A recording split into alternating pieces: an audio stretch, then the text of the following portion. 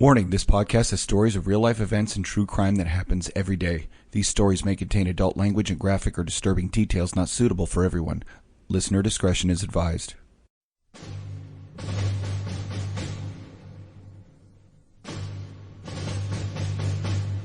In our society, most people are content to go through their daily lives safely and peacefully. But our society is not always safe or peaceful. For that reason, some men and women answer a higher calling to defend and protect their fellow man. You probably know someone who is one of these people, or maybe you are one of these people. The ones who see and do the things most people would never want to. These things are sometimes heroic and beautiful, but often they are horrific and terrifying. It's these things they don't share about with other people. It's these things they carry with them, so you don't have to. But when they get together, they talk to each other about them. And they call these stories war stories. I give you power.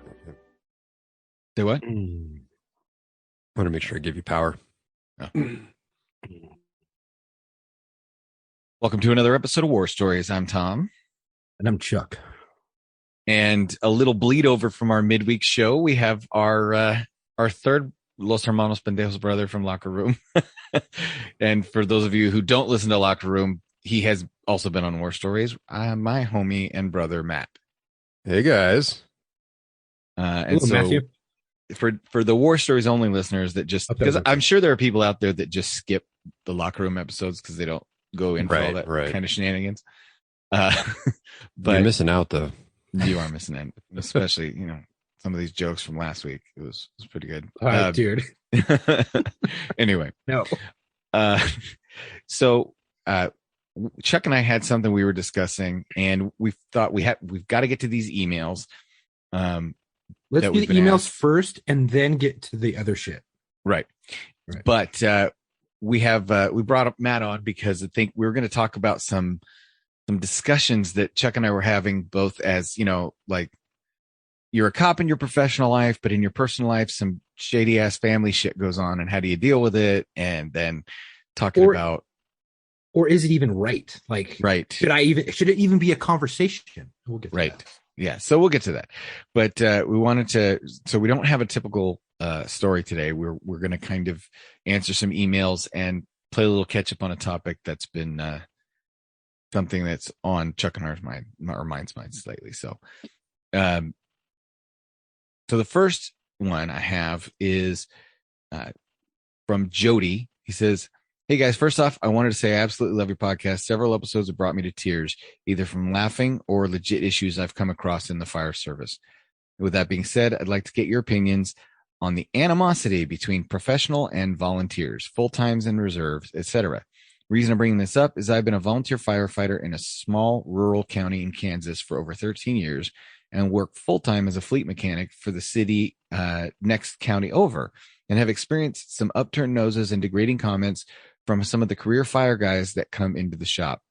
About 85 to 90% of the guys are cool and chat with me about calls, ran, and even some want to come out to my county during burn season and train on wildland. But there are those that think of me and volunteers as wannabes. I appreciate you guys taking the time to read this, and if you're able to give advice or voice your opinions, if great. If not, no big deal. I always look forward towards the notification of an episode being dropped. Hope and pray for a day when the shield is no longer needed, Jody." So I like that email. I appreciate it, and I thought we would take some time to address it. Right. Jody there, if you're ever in the military, you would know why this name is funny. Stay away from my women. Yeah, I mean, I can speak from a police perspective when it comes to our reserves. When they come in, they don't have the same training as us. They kind of have similar, and the highest levels can carry a gun, wear the same uniform, badge, whatever, and then go out in the field. But they don't deal with the public as often. Sometimes they're not as safe. And so we kind of like upturn our nose to him, like, this guy's kind of like, I don't know, he shouldn't be in the field. They don't have enough training for this shit, and they go out by themselves. They're just gonna get someone hurt or themselves hurt. Now, with what I know about the fire, when you're volunteers, is that you guys have the same training, and some stations are completely volunteer.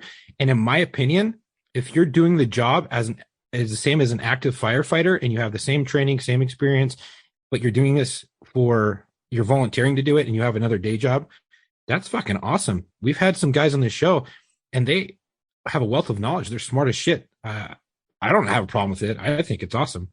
Yeah.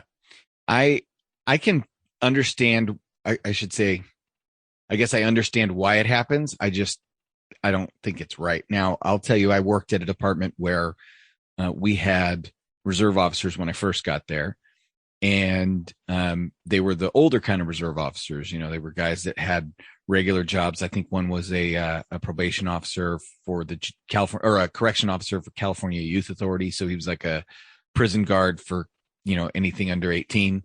But he liked to keep up his peace officer status. So he rode, you know, 2 shifts a month and was a reserve copper with us. But, you know, it was just another guy in the car who could take reports and help you arrest bad guys.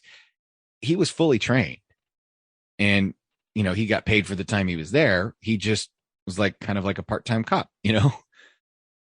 But then there are guys who become reserve officers that are wannabes, and they do tend to, I guess they try to become reserve officers as a stepping stone, but then everybody sees that they're never going to make it as a full-time police officer. So they just kind of stay a reserve their entire life. So I understand that. It's not to say they should be treated any differently or any worse. It's just, I understand it. The fire guys, we had volunteer firefighters, and we had those guys were all the young guys that were trying to get on as full-time firefighters. That's how you started out, is becoming a volunteer firefighter, because those jobs were so sought after, and rarely did they ever have an opening. So those guys, you know, I didn't see very much negative treatment for the volunteer guys until those volunteer guys acted like cocky pricks who knew their shit and couldn't, you know, they'd been to the academy, they're hot shot, they're, you know, they knew their stuff. And the full-time firefighters were like, hey, son, you need to take it down a notch or two. You know, you don't have the stripes on your sleeve to talk this much shit. So I think that, you know, kind of an attitude leaks into how full-time guys treat volunteer guys. But I know, even Matt, in the military, reservists there's a level of kind of elitism between full-time guys and reservist guys, is there not? Right. Yeah, there is. And even within full-time guys, there's a level of, you know, oh, you're a pogue, or, you know, you got this job, or you're admin.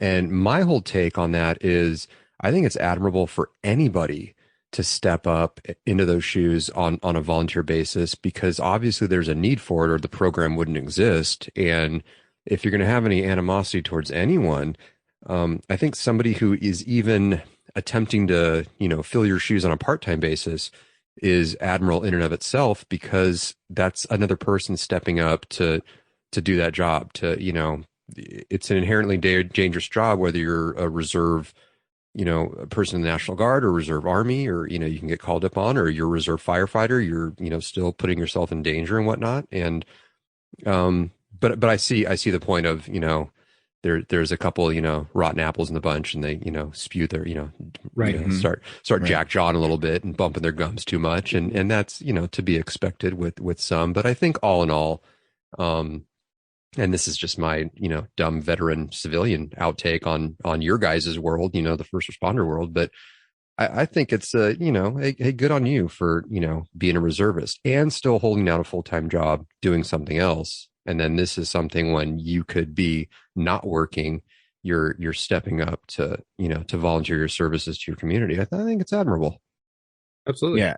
And remember this, like Matt always talks about, you know, people that didn't deploy still did more than anybody who didn't sign up to be a veteran. Exactly. So, you know, exactly. Well, it's the same thing with reserve and volunteer firefighters and police officers.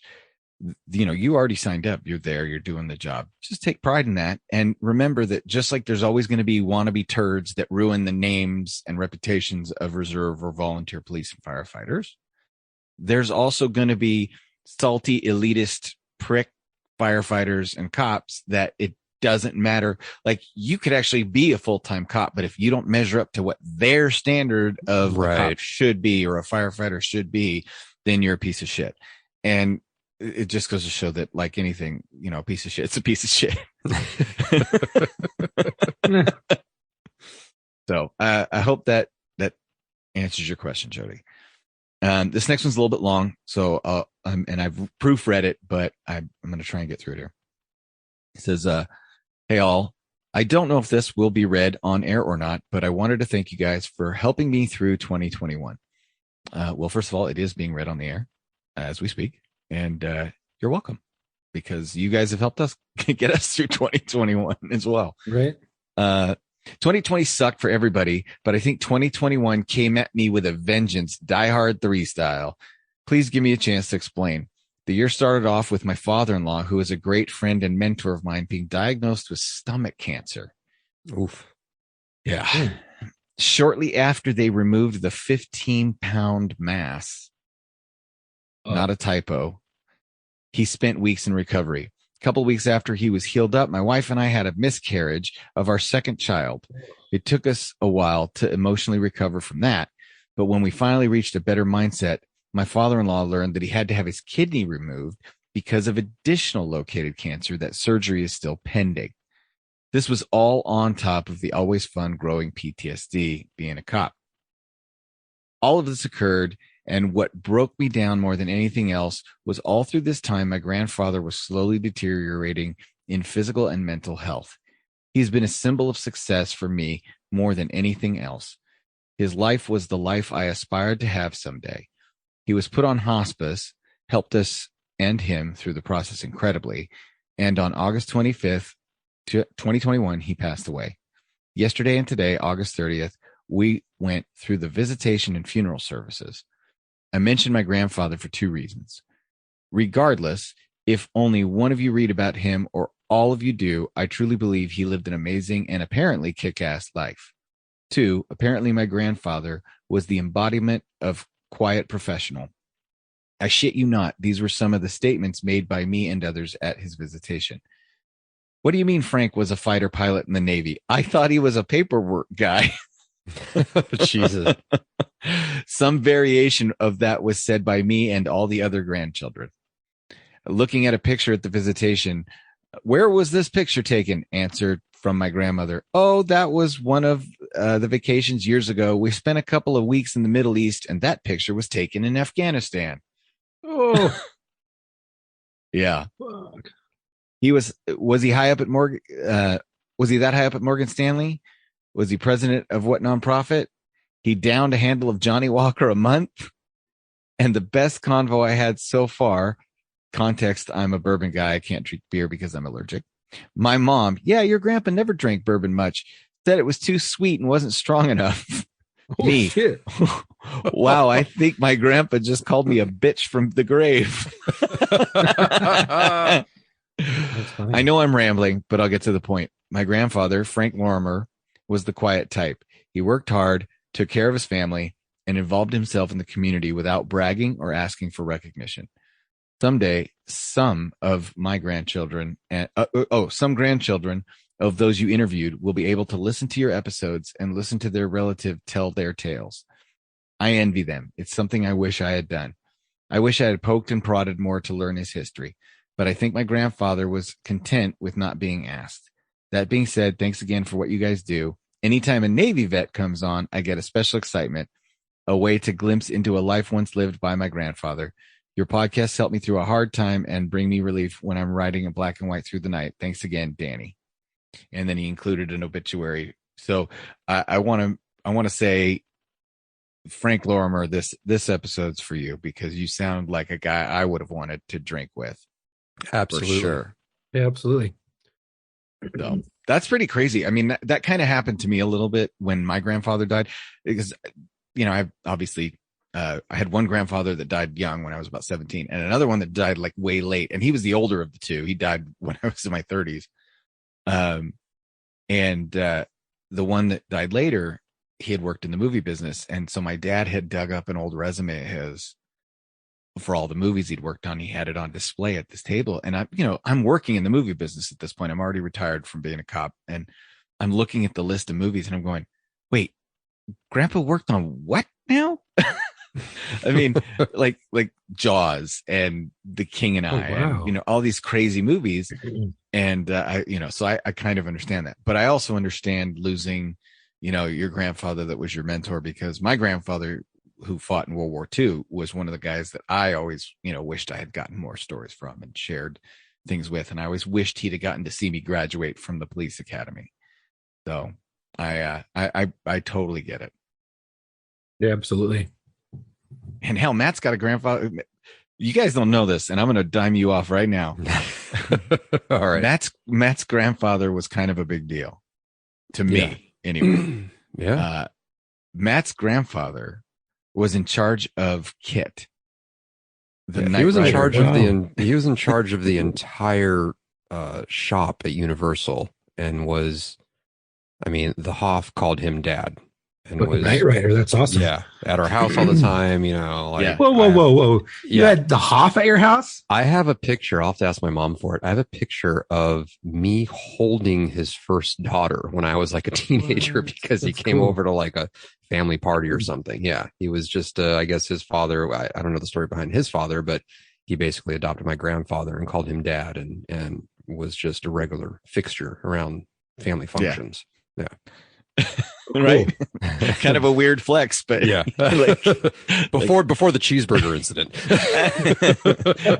No, but like this is like Electric Light Jacket singing on the Berlin Wall, like prime Hasselhoff, man. Yeah, there was another family member that had a wedding reception after party at his house. He's like, "Oh, just use my house." So that's so dope. Yeah, pretty cool. That's cool. So, okay, Troy. Hey there, Tom and Chuck. I've been following your podcast for a while now, and I got to say that between War Stories and Locker Room, you fellas have been a source of inspiration and entertainment. Your content takes the listener from gripping tales of courage, valor, and sometimes heart-wrenching trauma to hilarious, coffee-spewing at my nose anecdotes and comments. Keep up the great work, great content, and great guests. Pass this on to Marco and Matt as well. Well, Matt is officially passed on to you. Okay, pass it on. As a Canadian listener from British Columbia, I feel like I have to apologize for how our inept government has handled themselves in regards to the evacuation in Afghanistan. Our idiot leader ordered the Canadian forces home and basically left our allies to clean up a mess we helped make instead of standing with our American brothers and assisting. Well, this email didn't age well, because we did the same thing. We see your we see your incompetence and raise you some dementia. Yes, tons. But hey, we have ice cream. Yeah. I feel our Canadian government shoulders the responsibility along with the Biden administration. Oh, good. At least you understand that. For the 13 brave U.S. soldiers who laid down their lives, not assisting and letting others do the work is shameful. My son serves in the Canadian Armed Forces along with numerous friends and relatives, and they are all shocked and embarrassed by our government's inaction. Apparently, Canada pulled out days ago, saying there's nothing more we can do, and left Canadian citizens and holders of valid authorization to fend for themselves. Absolute 100% bullshit. Yeah. Justin Trudeau is our national embarrassment. Well, Emperor Trudeau with Sultan Trudeau. Sultan Trudeau. The Sultan. What's the date of that email? This was relatively recently. It was, I think it was before he got reelected. It didn't copy the date, but it was after the 13 soldiers had been killed. So it was within the last few weeks. Such an idiot. Yeah. He thinks throwing some hugs and kisses or words of "we strongly condemn" are somehow substitutes for military boots on the ground. Seriously, what the actual fuck, Justin? Yeah, what the actual fuck, Justin? If I may say that. Duh. Right. Please know this is not how real Canadians feel. I know, because technically I am a real Canadian. Yes. Or half a real Canadian. Half a real Canadian. Yeah. Those of us true Canadians know we should be and would be standing with our American brothers until the last possible second. Fortunately, we have an election in a couple of weeks. There you go. So it's 2 weeks ago. Okay. Election in a couple of weeks. So we can vote this asshole out of office. Well, that didn't age well. Yeah. I'm sorry. Nope. below is a link to an article about how Canada dropped the ball. So in true Canadian fashion, I'm saying sorry. He's right. He's got a point. In true Canadian fashion. Oh, I'm so sorry for our country. I'm so sorry. Yeah, it's so sorry. Even though sorry doesn't cut it in this case. No amount of saying sorry can be of comfort to the families of those 13 souls who lost their lives serving their country. Rest easy, soldiers. You will be remembered. Tom, Chuck, Marco, and Matt, keep on doing what you're doing. When I listen to war stories, and especially the locker room, I feel like I'm sitting down with a bunch of buddies over a beer and shooting the shit. Being the same age, over 40, but not quite 50, and a solid Gen Xer, I can relate to all your topics. Drunk Star Wars. Now that was some funny shit. If that was the goal of your podcast, you totally nailed it. Looking forward to the next one with your shielder on it, Troy. So thank you, Troy. Thanks, Troy. I appreciate that. If you could only see the behind the scenes making of that. Oh, fuck. Oh, you can just go on YouTube. Yeah, but there's other behind there's, the scenes. Yeah. There's like the video that my wife took of me pulling a Hasselhoff on the floor. Oh, yeah. There's that. Yeah. To circle back to that. Yeah. Okay, so let's see. This is Ben. I'm not going to say his last name. It's Ben. Hey, guys. Sorry if there's a double email. I sent this via Facebook, but my phone wouldn't load, so I'm not sure if it went through. Discovered your show last spring when planning an interstate move. Over the past couple of months, I've listened to every episode and always look forward to new ones being posted. As an Army vet with an Afghan deployment, I've always felt like there was something missing ever since I got out. Hearing the stories, both good and bad, has been the inspiration to get the ball rolling on using the GI Bill to cover the local police academy here in Michigan. Fucking good on you, Ben. Yeah. Awesome. And God damn it, oof. I mean, really, to become a cop right now, just hell yeah, you have my respect. Props. So thank you all very much for that. Wish you luck. Good luck. And if you need advice or any sort of a helpful hint, or anything, just email us and we'll be glad to answer it. Hopefully while you're in the academy, and send us a picture. We got to see you in your academy uniform. Yeah. So good luck. Anyway, with the Halloween season coming up, I was curious to see if any of you ever had an experience on the job that you just couldn't explain, be it supernatural, aliens, or just plain weird, but not tweaker weird. I'm not saying you need to believe in any of that, just some odd situations you look back on and still can't quite describe. Had this idea for a while now. What do you think? Keep fighting the good fight. Take care. Cowabunga. So thank you, Ben. I actually like that idea. Matt isn't surprised, obviously, but many of the listeners might be surprised at some of my beliefs and responses to supernatural phenomenon. I will tell you straight up that my grandparents lived in a haunted house, and there's nothing that's going to ever be said by anybody else to change my mind. One of the most haunted houses in the city or area where I work, like it's like a legit, like on the radar of like, if you search it in haunted houses, it's legit there and drive by it. It's fucking weird at night. Yeah. Well, so with Chuck and Matt here, since we have a representatives from War Stories and from Locker Room, is this I feel like this is a Marco conversation though. Like, I know he's talking about like things that have happened on the job that we couldn't explain, but I think Chuck and I could cover things that are on the job that we couldn't explain, but then you and Chuck could handle things in the military that maybe you couldn't explain, or, things you'd been told or people you'd talked to. And then me, Marco, and you could handle like stuff in our own personal lives that we couldn't explain. And that could be like, for October, we could do like a Halloween episode. Oh, absolutely. Yeah. So I think that's a good idea. I think we'll do that for Locker Room. We'll do that for Locker Room, and then everybody that is just a War Stories podcast snob will just have to check out Locker Room for one episode for that. Yeah. And if you guys have stories that you want us to read on that episode, send them to me, mailbag.warstories@gmail.com, and we can collect some of these like crazy shit that happened to me.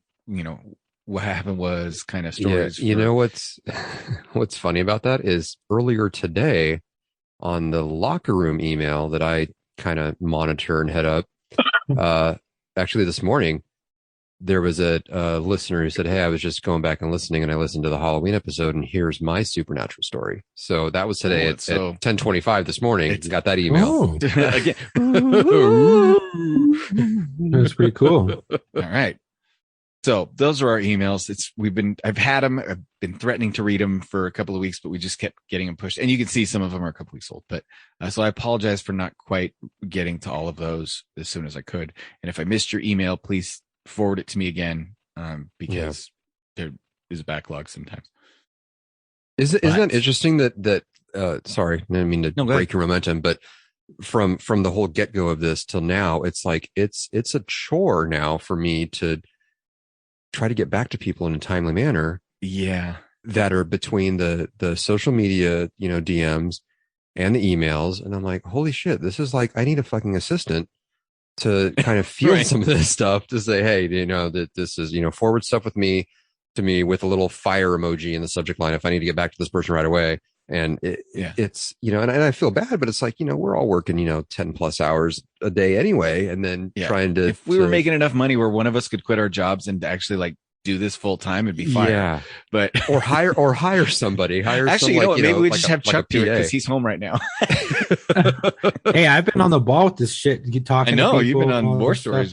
I've even sat down on the phone with some people who have DM'd me or emailed and stuff like that, getting ready to go to the police academy and asking me, or not the academy, getting ready to go through interviews and stuff like that. I'm like, do you have any advice or anything like that? And I'm like, call me, let's talk. And I talked with someone for like 45 minutes and then hooked him up with Ken and said, hey, you need to, go talk to this guy. He'll help you out. Yeah. But I gave him like 5-6 things that he needs to study, for an oral board, and which will set him above and beyond everybody else. I don't give a shit. Like, hit us up. Well, we are trying to come up with ways for you guys to support the podcast. We're just talking about this. We're going to do some locker room shirts, and we've got the War Story shirts coming up. We're also, if you guys see the FAFO 40 millimeter defensive round patch that we're going to do, Chuck and I are talking about doing that on a shirt.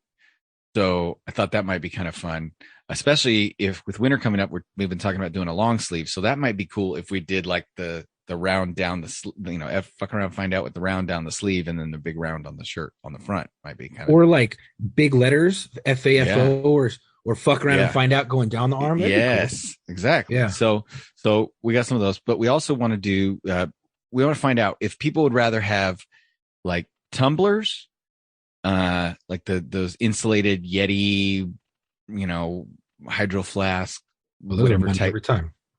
Coolers that people can drink from that keep things cool forever, or if they would rather have like the travel coffee mugs, or if they would rather have like nice actual barware, like the ones that have the bullet pushing through it, or some of those things. So if there's something that you guys would rather have over the other, we're looking for ways that we can get some merch that will get it made. You guys can rep your favorite podcasts, whether it's Lore Stories or Locker Room, and it'll also help support what we're doing here. So if you guys send us emails or send us DMs about what your ideas of what you'd rather have between a tumbler or a coffee mug or whatever it is, that would be super helpful. And then you're right, because all this catching up, like we had a listener tag us. She scooped up a Locker Room podcast shirt off of the TeePublic site, and the ones that we're trying to have actually made right now, and then she wore it for 4th of July and tagged us in it, and then her account's private, so I didn't get the tag until much later when I saw it through her following my personal account. So I wanted to say thanks to Kat. We saw your picture for 4th of July rocking the Locker Room shirt, and so that was cool. If we can find ways to support the podcast like that, let us know. We'll be happy to do it. Chuck's working on some new hats as well, and Mark is working on some artwork, supposedly. We'll see. But that's our topic, and one of the reasons we brought Matt on has to do with some personal stuff that we were discussing that we thought might be an interesting topic for the show, and it also kind of ties into Matt because it has to do with criminal backgrounds and people with criminal records. Right. For those of you who've listened to this show long enough, they know that Matt and I have known each other forever and a day. And while I went to the police academy, he went to prison. And so, and hilarity ensued. right. It's almost like a sitcom or something. It really writes is, yeah. itself. Yeah. Yeah.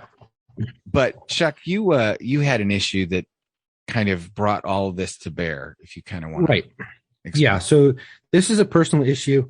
And what I'm going to start with first is everybody's entitled to a second chance, but where does that stop? Oh, I Okay. like that. Yeah. Right? Yeah. I thought it was catchy. Anyways, so He's all proud of himself.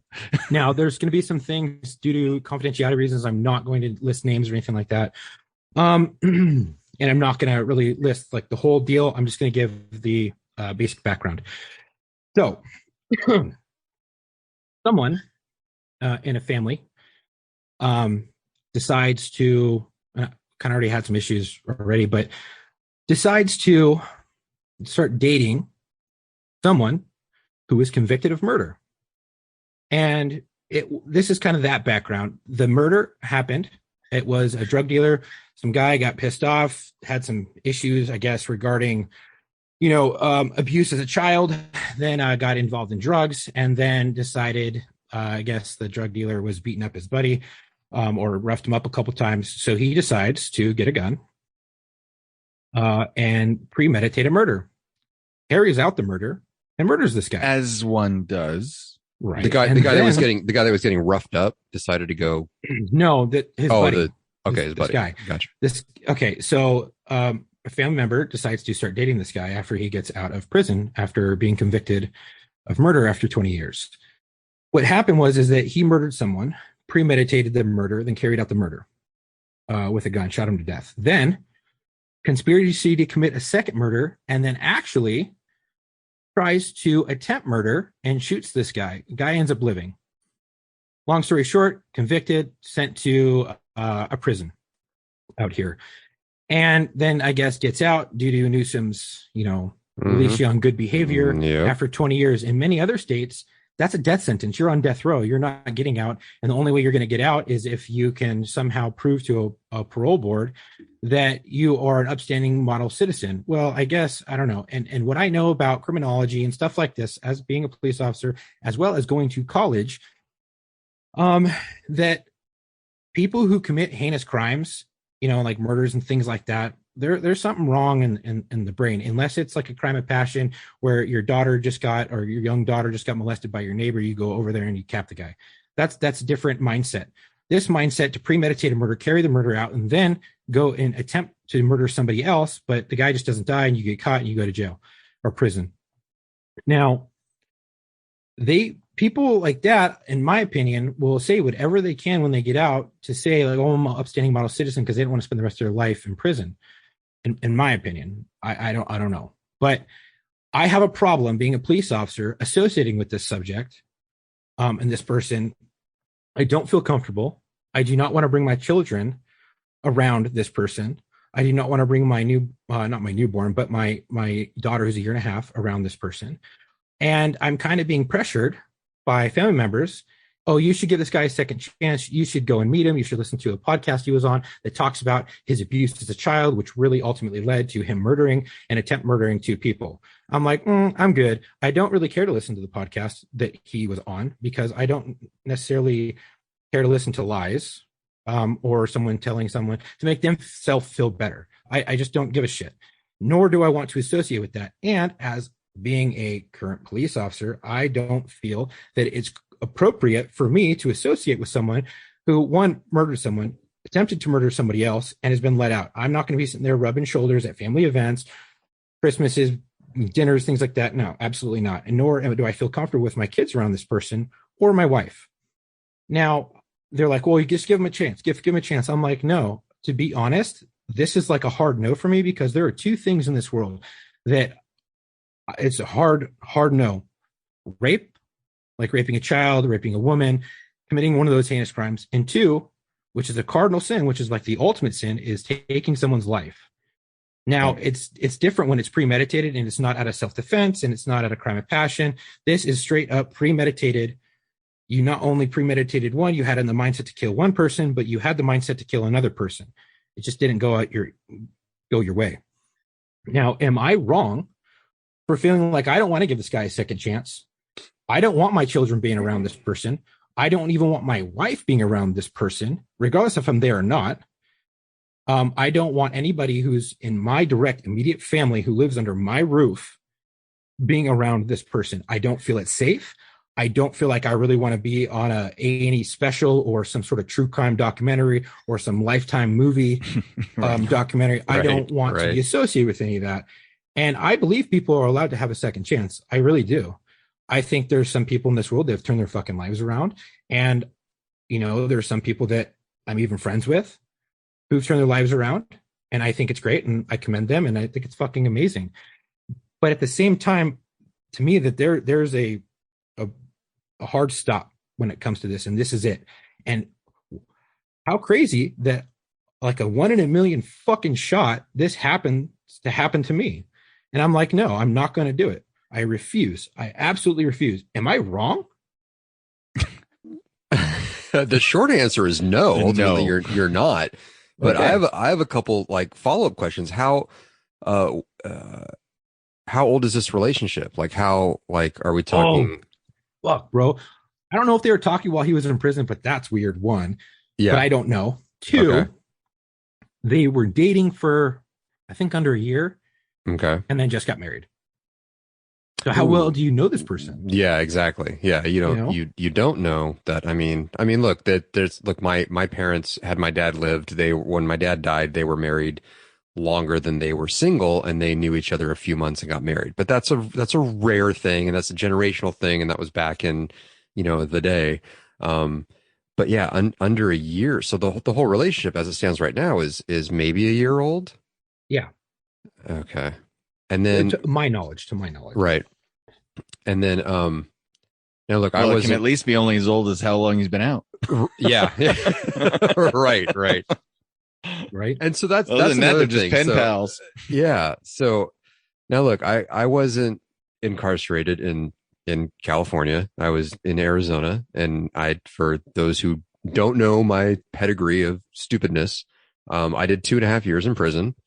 In Arizona, it was designated. It was 2 counts of a class 3 dangerous felony, pled it down to 1 count to a class 3 dangerous felony, which in Arizona lingo, transferring to California, was just a notch below attempted murder. So I was looking at 5 to 15 with a presumptive term of 8.5 years. I was in jail for 6 months, pre-sentenced. And then finally signed a plea deal to go away for 2.5 years, and did day for day on that because I was a little shithead and lost all my good time. So that having been said, I'm not like, I haven't spent a shit ton of time incarcerated, but a prison is a prison is a prison. And I was not rehabilitated. There were no programs for me when I was in there, aside from AA, NACA. If you want to get a GED, raking rocks in the yard, working in the kitchen, and just working Stamping out license plates. There's no rehabilitation in prisons. So especially and I sat at a big boy table. I was in, with lifers and shit. I was, in a medium high facility. So it wasn't like I was in some little fucking white collar place. So I sat at the big kid table. Let's just say that. There's, to the best of my knowledge, the prison system right now, it's not about rehabilitation. It's, they lock you up and that's it. So how did this man who spent 20 years in one of the greatest institutions on how to be a bigger shithead than you already are, because that's all people do in there is talk about the stupid shit they're going to do or they did do and compare notes and, if I would have done it this way, that was a good idea. It's criminal school. It is. And I mean, how rehabilitated is this person? And then there, you can throw in the religious aspect, and maybe he found Jesus while he was in there, and there's forgiveness there, and that's all, a personal thing from person to person, and whether you believe in that or not. But my biggest thing is I didn't experience. I was in the 90s. And I'm sure it hasn't gotten any better across the board institution wise since then, but there were no programs for me to become a better person when I was in there. There was educational programs, and there was nothing like any sort of therapeutic anything to address, why are you here? Why did you do what you do?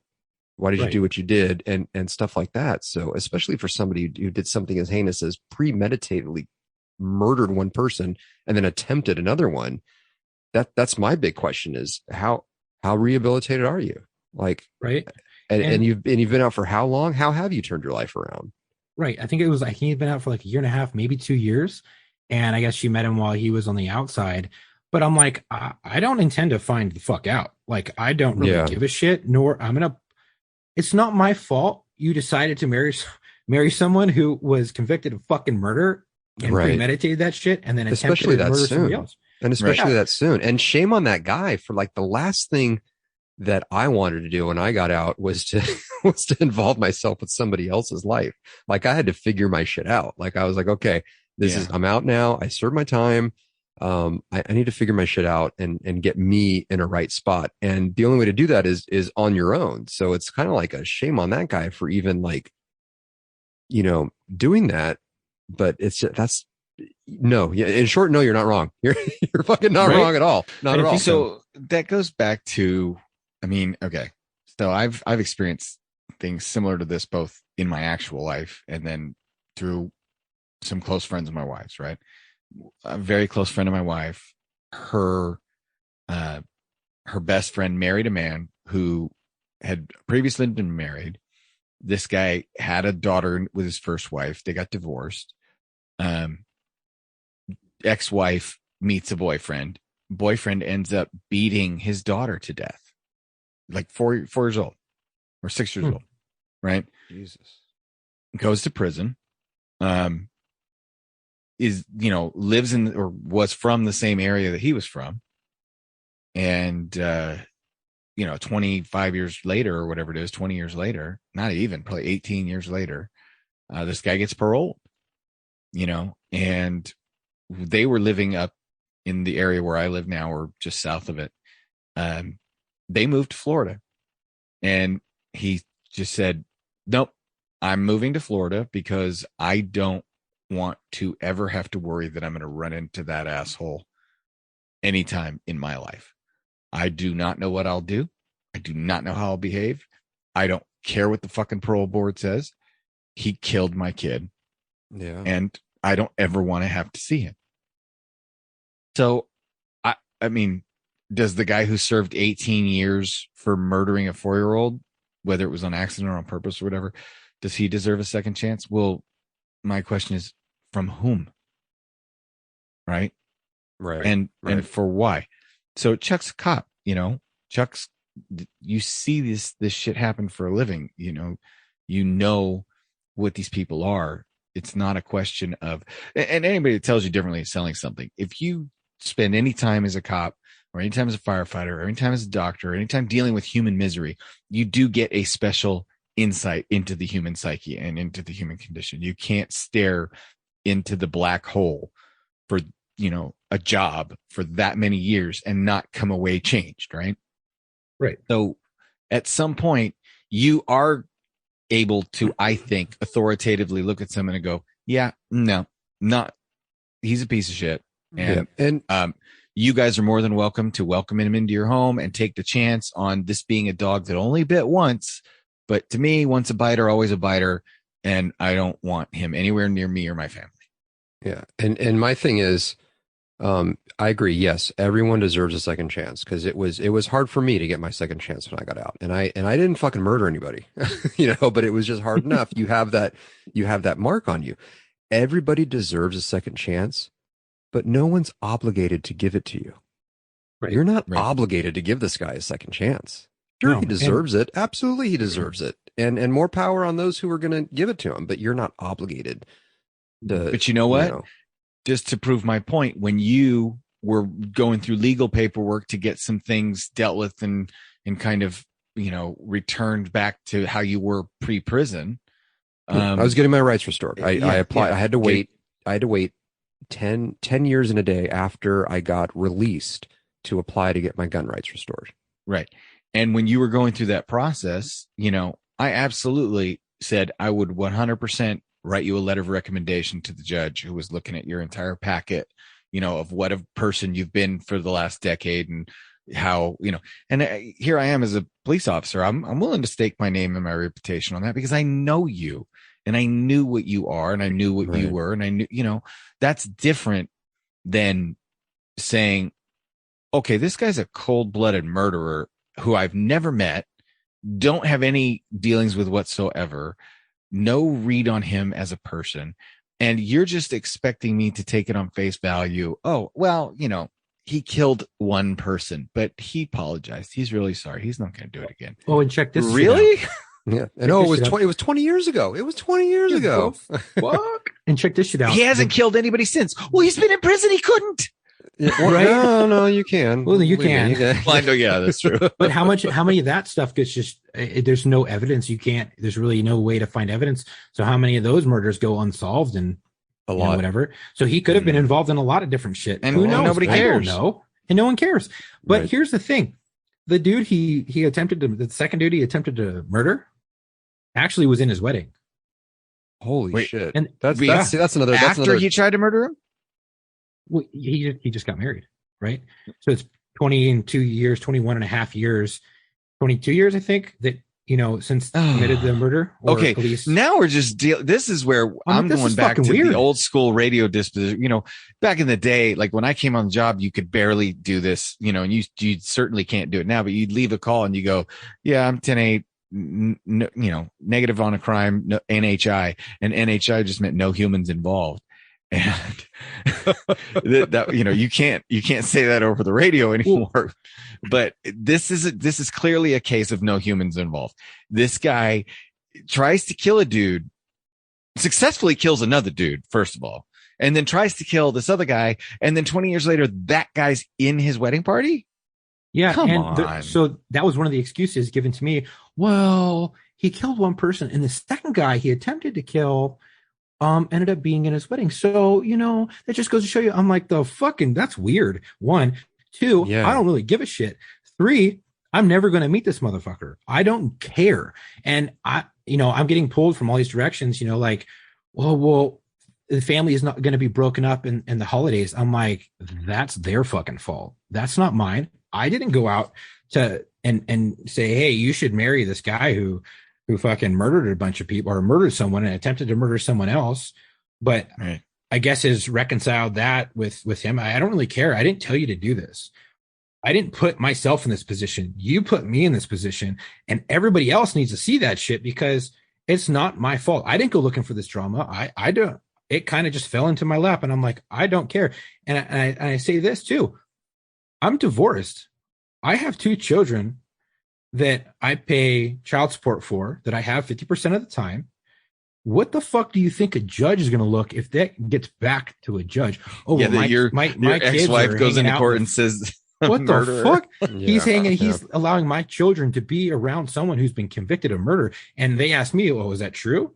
Yeah, but I don't like them. It doesn't fucking matter. They can take my fucking kids. I'm sorry. I'm not putting my kids that from a previous marriage that are my wife's stepkids into that spot. Absolutely not. Nor am I putting allowing my wife to be in that spot. And luckily I don't have to because she agrees with me. And not putting my a 1.5-year-old into that fucking spot. This guy can fucking snap. If he was driven to murder because of something that happened to him as a child, spark something in his fucking brain, he's like, oh, I'm going to fucking do this. I was abused as a child. I don't give a fuck. What's going to stop you from doing that shit again? Yeah. How many days a Well, week and- is he going to therapy now that he's out? Dude, I don't fucking know. Huh? None. Well, I'll tell you what. It's zero. It's It's exactly fucking zero.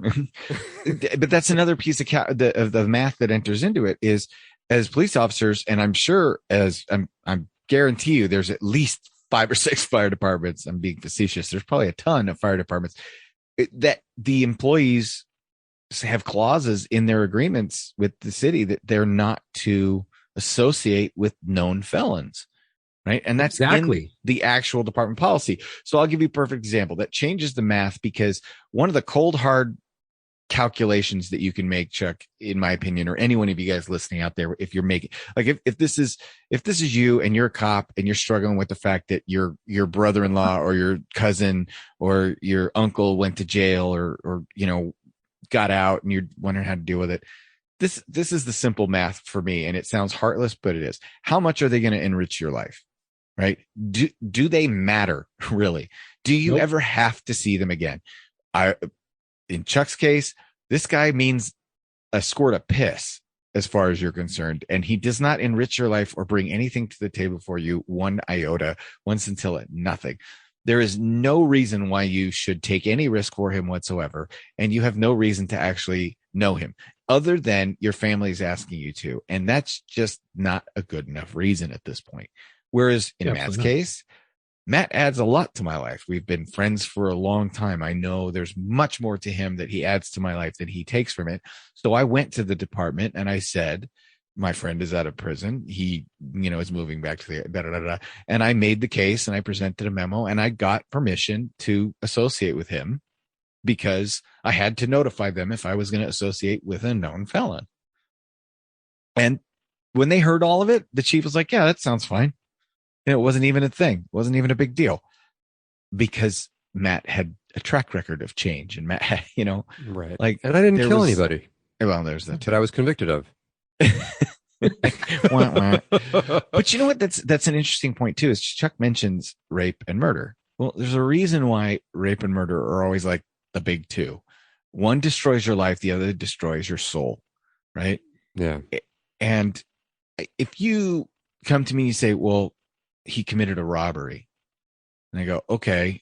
And they go, but he had some starving children at home and he's trying to pay for a cancer treatment and and this, or he was raised in a terrible environment. He knew no other way to get the money. Okay. Those are mitigating factors that I can kind of go like, okay, yeah, I get it. I understand. Let's have some mercy on him. I can't think of anything. And I've watched a ton of serial killer documentaries. I've listened to people with the most fucked up childhoods imaginable. And I have yet to find a single instance where I go, with as much shit as that poor kid went through, he's totally justified in raping and beheading that girl. Oh, he's totally justified in murdering that innocent person. It's never happened. And that's why there are two crimes that you can't ever use a legal justification of duress, and that's rape and murder. You can't do those things to people and have, well, I was under a lot of duress at the time, be a defense. It doesn't matter. You just can't. And here's the thing with that. This guy got convicted, served his time, right? His victim's family is still serving a sentence till their dying day because he murdered somebody. And the rapist, the victim of rape, serves that sentence of being a rape victim till their dying day. So yeah, he served his time and got out. Okay, cool. Where's the guy that he murdered? He's still dead. That cool family story, bro. Still mourning for that person, Yeah. Right. I mean, I think this whole thing is like, when I was sitting there thinking about it, I was like, how the fuck is this even a conversation right now? How are you even asking me to do this? And I'm like, that's fine if you guys are okay with it. I'm fucking not. I can't be okay with it because if I wasn't a cop and I didn't know the psyche of a criminal and I didn't study it in college, I'd probably have a different outlook on it. Nah, as a Marine, you'd still think it was fucked up. Yeah, but I'm saying if I wasn't any of that, like if I was as a human, I think this just an average human would be like, you'd be like, wait, he's a murderer? What? He killed killed, like dead. Like killed, like he ran a red light and killed somebody in the car. No. Oh, like he was like someone. Like hiding in a bush. Yeah. but even then, I'm not malice that aforethought. Person. Yeah, I'm not that person. I know criminal psyche. I've studied it. I've dealt with it on a daily fucking basis for about almost 10 years. I'm sorry. I'm not going to put my family in that position.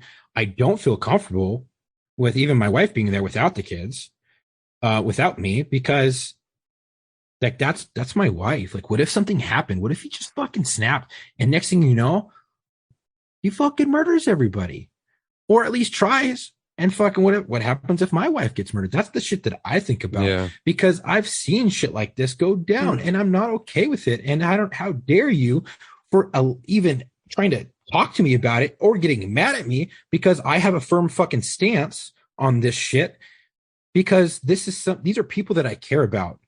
Now, Yeah. the other people, you guys don't live with me. You're not under my roof. I don't provide for you. I don't support you. You know, You want to be stupid? Go get your head fucked up by the barber down the street. But I rely on my wife and my kids, and I love them to Right. death. Now, if something was to happen to them, I'd be fucking heartbroken, and I don't even want to put myself in that position. I don't want to put them in that position.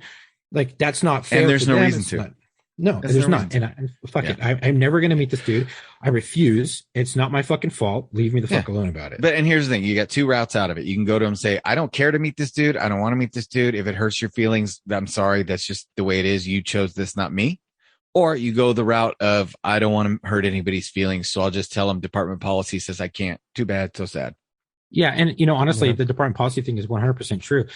And like, I don't know, like, how this can. I don't know. I just don't know how it can be a conversation with me. Like, I'm like, that's not fair. And for people to put it on me, like, oh, well, this is going to break up, like, family events. I'm like, well, sorry, family events were already broken up before this because there were some other issues. And I was like, that's not my fucking fault. Like, Yeah, I'm sorry that you brought this guess into that this there's shit. other issues in this family. If this chick's fucking dating a murderer, she's only known a year. I don't get it. Just, like, I'm like, that's again, not my fault. I'm not a psychiatrist or a psychologist, but I have been a cop for a really long time. So, Have you? and I'm Where do you like, even that's- meet somebody? Like, where does one meet a murderer? Murdergate.com. I want to. murdersonly.com. I want to go back to the whole the guy that he attempted to murder was in his wedding party. Like, how does Dude. that introduction sound? I know, This is my right? friend John. How do you guys know each other? I tried to fucking kill him, but the fucker he fucking survived. Here we He are. didn't die. He didn't die. So we're still He- buds. He Like- forgave me. Jesus. What? Yeah. Like, Well- I think the whole thing's crazy. I don't know. Yeah. Well, you tell him that we said no. You can't associate with him. Put it on Yeah. us. Exactly. I even asked my dad. My Yeah. dad, who I go to for advice still, and I ask him crazy things all the time, and I really cherish his advice because he's the only person I can get advice from because I Right. got a dad and that's it. Yeah. And he was like, "Fuck no, dude, no." And he didn't say "dude" because he's old, Right. but he was like, "No, absolutely not." And I'm like, well, that answers my question. I don't need to probe this shit anymore because he's known about this. I've been open with him about this whole thing. And when I got the go ahead to, share my thoughts and feelings regarding this from an unknown person, I'm not going to say, because if someone does listen to it, I don't want that person to get backlash. But, I was like, okay, well, I'll come on and talk about it. I'll do it anonymously. And that person was like, say that this is involving you. And I was like, okay, cool. Like, this isn't okay. I'm never going to be okay with it. And nor will I jeopardize my family for it. And that's not my fault. Right. The other person decided to do this, and that should be put on them. If it breaks up family, get-togethers where the whole family can be together for Christmas, Thanksgiving, birthday parties, that should be put on them, not fucking me. That shit ain't fair, nor is it cool. Get the hell out of here with that. You should be upset at the other person, not fucking me. Right. Yeah. Yeah. And I know that I'm speaking to the totally wrong audience as the listeners of War Stories and Locker Room, but I'd be curious if there's anybody listening that thinks that, you're wrong and maybe you should give this person a chance. And I'm going to go with a chance of that happening is probably somewhere around the 0%. About the same chance of Chuck actually meeting this dude. Right. Well, since we don't have a guest, well, I guess Matt's the guest, but he's more of a, guest host rather than a guest. I thought we would take this opportunity. I don't think either of you two will disagree with me. Let's dedicate this episode to Frank Lorimer, the grandfather of our emailer, Danny. Oh, yeah. I looked him up, and it says Frank Lorimer passed away August 25th, 2021. He was the son of Frank D. Sr. and Mildred Lorimer of Morrisville, Pennsylvania. Frank had been active in the Louisville community, having served on the vestry of his church and was the president of the board. He was also president of the Metro Kiwanis Club. He was a Kentucky colonel and served his country in the U.S. Navy after graduating from officer candidate school. He was retired from General Electric and Morgan Stanley, having earned a Bachelor of Science from Rider and a Master's of Business from Bellarmine.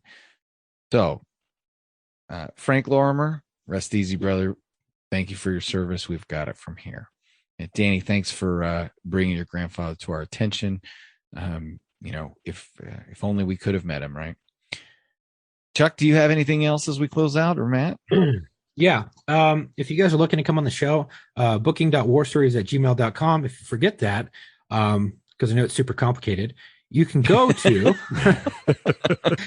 Facebook or Instagram, click the link in the bio, and it will pop up booking email, mailbag email for War Stories. It also give you a link to the other social platform that you're not on, like Facebook or Instagram, and it'll give you access to our YouTube channel. Just click the link; it takes you right there. Linktree. Super simple, kind of like a Linktree, not Linktree, but it's like the same thing. The fucking same thing. Except without the OnlyFans. Yeah. Right. Yeah. By the way, that was my favorite meme. Is the OnlyFeds? The OnlyFeds was yes, brilliant. My favorite Fed meme. boys. Yeah. All right. Well, send Locker Room your supernatural work stories, because let's face it, every cop, every firefighter, everybody in the ER, everybody working an ambulance, every medic, every EMT, when that moon is full, shit's gonna go sideways. Dude, I'll bring a photo of a cyclops. Like a legit cyclops. It's just got weird. Okay. Dude, you'll be like, what the fuck? Yeah.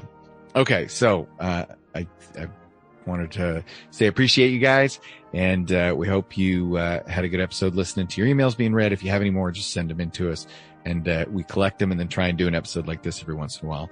It's fun for us, and then we get to talk about a topic. And clearly Chuck's dug in on this one. He was burrowed in. This was a hot issue for him. So, It's fucking dude. Absolutely. I can't. I did. All right. Well, until our next episode, come home with your shield or on it.